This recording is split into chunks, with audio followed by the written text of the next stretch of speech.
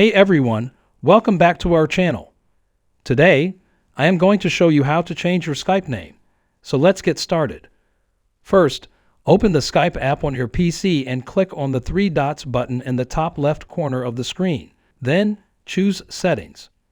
Now, in the Account and Profile section of the settings, click on Your Profile. This will open a web browser and load your account page on Skype.com. Now, click on the Edit Profile button in the top right. Now simply edit your name. When you are satisfied, click on the Save at the top right. Now, returning to the Skype app, you'll see that your name has been successfully changed. And there you have it. Your Skype name has been updated. If you found this tutorial helpful, please give it a thumbs up and subscribe to our channel for more tech tips and tricks. Thank you for watching.